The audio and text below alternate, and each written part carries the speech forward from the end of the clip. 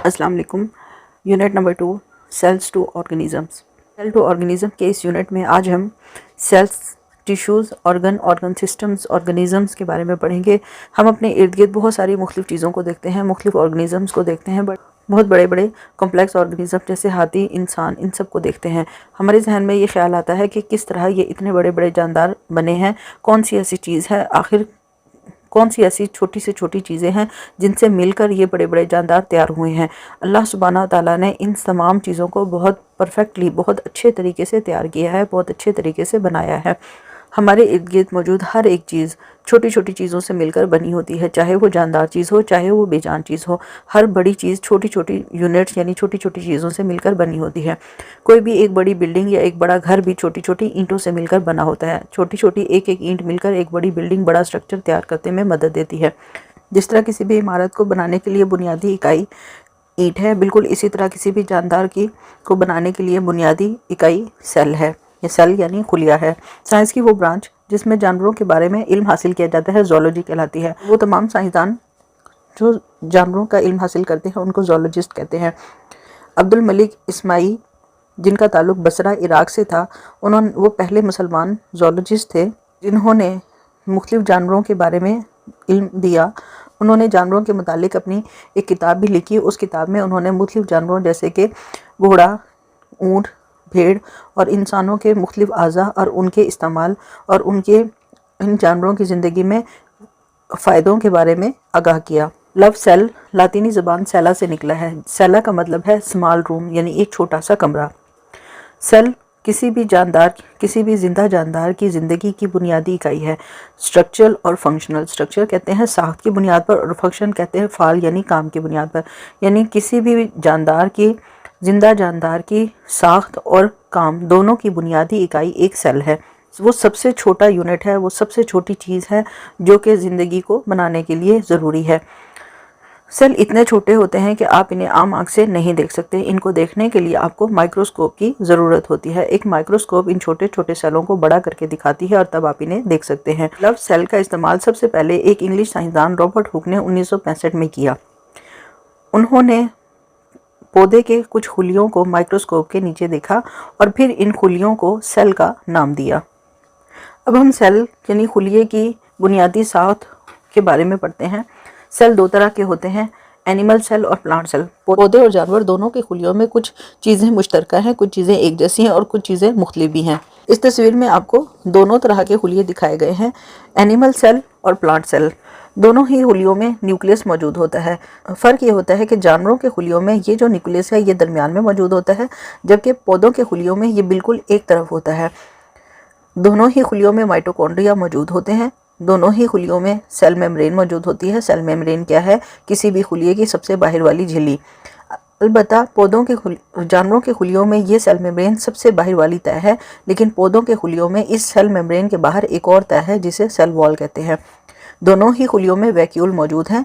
फ़र्क ये है कि पौधों के खुलियों में एक बड़ा वैक्यूल है जो कि पूरे खुलिये में एक ही मौजूद है, जबकि जानवरों के खुलियों में मुख्तलिफ छोटे छोटे कई वैक्यूल्स मौजूद होते हैं।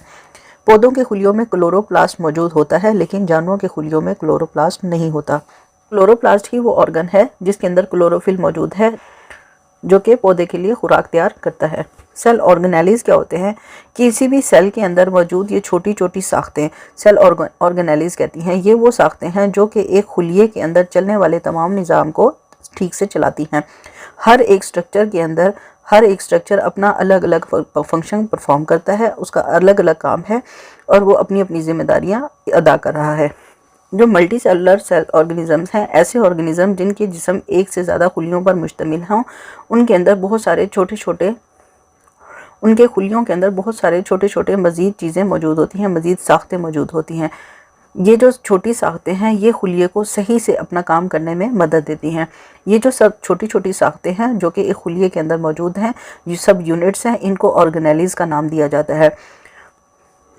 ऑर्गेनेलीज का ये जो ऑर्गेनेलीज हैं इनका एक खुलिये के अंदर बहुत अहम किरदार है, क्योंकि ये बहुत मुख्तलिफ़ किस्म के फंक्शन परफॉर्म करते हैं। मुख्तलिफ़ किस्म के हर एक ऑर्गेनेली अलग अलग अपना काम करता है और इस तरह ये सारे ऑर्गेनेलीज अलग अलग काम करते हैं और अलग अलग जितने भी काम हैं वो सब मिलकर एक खुलिये का तमाम निज़ाम चलाते हैं।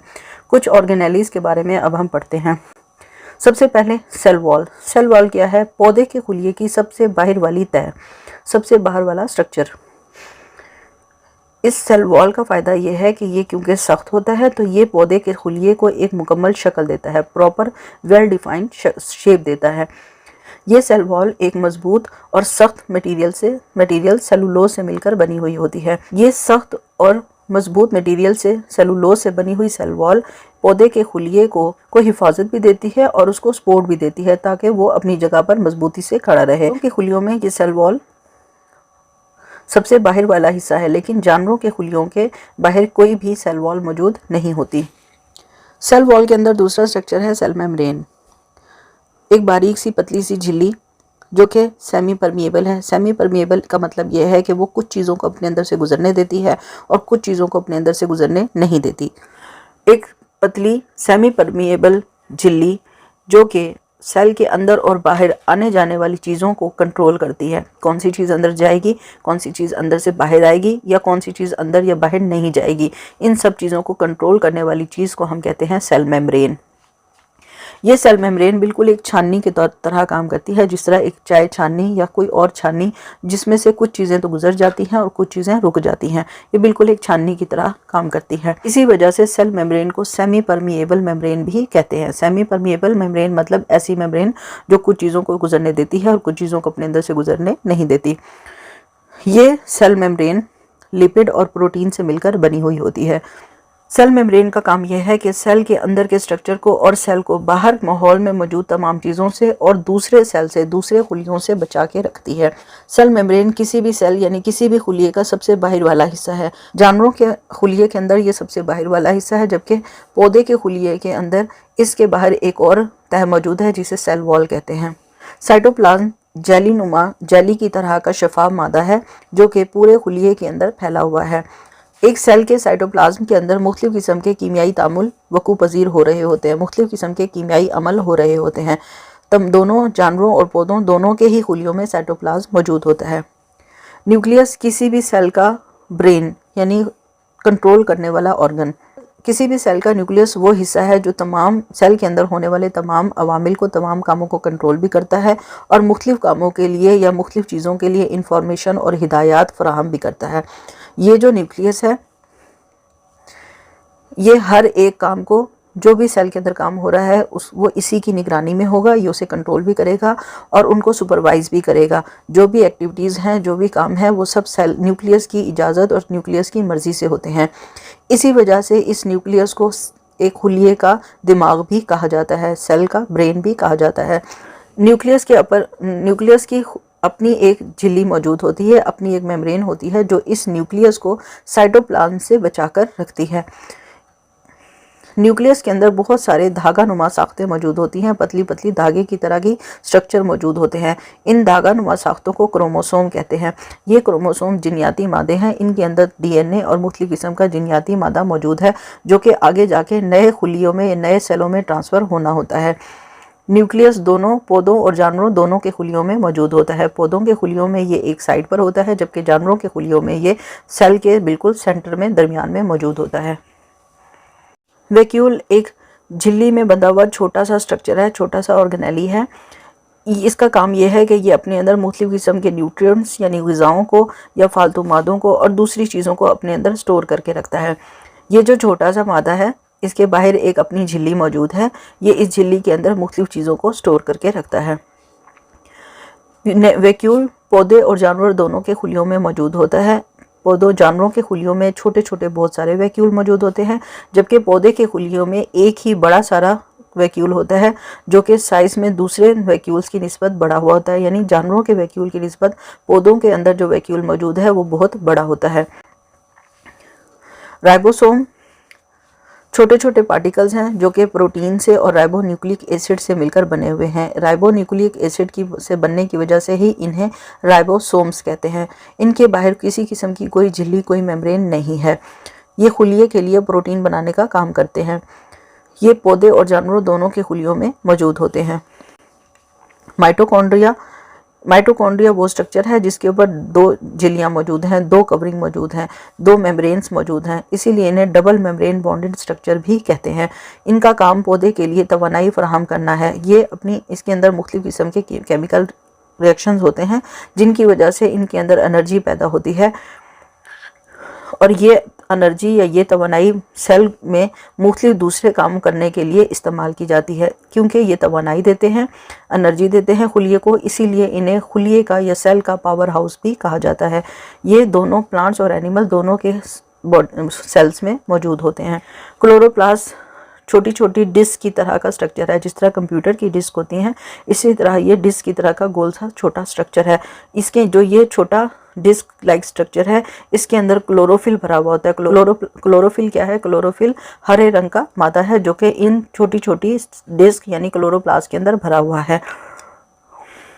ये क्लोरोप्लास्ट सिर्फ पौधों के खुलियों में मौजूद होते हैं, जानवरों के खुलिये में मौजूद नहीं होते। पौधों का हरा रंग इन्हीं क्लोरोप्लास्ट की वजह से होता है। क्लोरोप्लास्ट सूरज से आने वाली तवानाई को हासिल करते हैं और फिर इस तवानाई को इस्तेमाल करते हुए पौधे के लिए खुराक तैयार करते हैं। क्योंकि पौधे के पत्तों के अंदर क्लोरोप्लास्ट मौजूद होता है और वहाँ पर ही खुराक तैयार होती है, इसीलिए पौधे के पत्तों को फूड फैक्ट्रीज भी कहा जाता है। फूड फैक्ट्री यानी कि वो जगह जहाँ पर पौधे के लिए खुराक तैयार हो रही है, क्योंकि इनके अंदर क्लोरोप्लास्ट है। क्या आपको पता है कि सिवाय दिमाग के सेल के बाकी जिस्म के तमाम सेल वक्तन फ़वक्तन मरते रहते हैं और उनकी जगह नए सेल बनते रहते हैं। सिर्फ दिमाग के सेल ऐसे हैं जो ना मरते हैं और ना ही उनकी जगह कोई नए सेल तैयार होते हैं। अब हम यहाँ पर देखते हैं कि पौधे और जानवरों के खुलियों में क्या फ़र्क होता है। सबसे पहले तो दोनों खुलियों में सेल वॉल का फ़र्क होता है। जानवरों के खुलियों में सेल वॉल नहीं होती। जानवरों के खुलियों में सबसे बाहर की झिल्ली सेल मेम्ब्रेन है, जबकि पौधों के खुलियों में सेल वॉल मौजूद है जो कि पौधे के खुलिये की सबसे बाहर वाली तह है। न्यूक्लियस पौधे के खुलियों में जानवरों के खुलियों में न्यूक्लियस मौजूद है जो कि दरमियान में सेल के बिल्कुल दरमियान में मौजूद है, जबकि पौधे के खुलिये के अंदर भी न्यूक्लियस मौजूद है लेकिन खुलिये के एक साइड पर बिल्कुल एक साइड पर मौजूद है और बाकी हिस्से को वैक्यूल ने घेरा हुआ है। क्लोरोप्लास्ट जानवरों के खुलिये के अंदर कोई क्लोरोप्लास्ट मौजूद नहीं है, इसी वजह से ये अपनी खुराक खुद तैयार नहीं कर सकते, जबकि पौधों के खुलिये के अंदर क्लोरोप्लास्ट मौजूद है जो कि इस क्लोरोप्लास्ट के अंदर क्लोरोफिल पिगमेंट भी मौजूद है, इसीलिए पौधे अपनी खुराक खुद तैयार कर लेते हैं।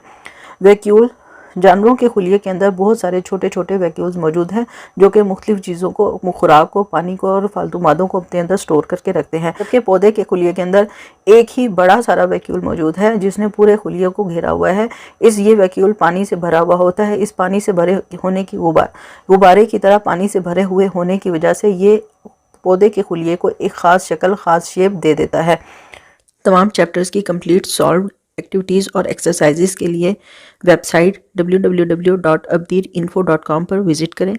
किसी भी क्लास के साइंस या बायोलॉजी के लेक्चर्स हासिल करने के लिए चैनल को सब्सक्राइब करें और कमेंट बॉक्स में डिमांड लिखकर मैसेज करें।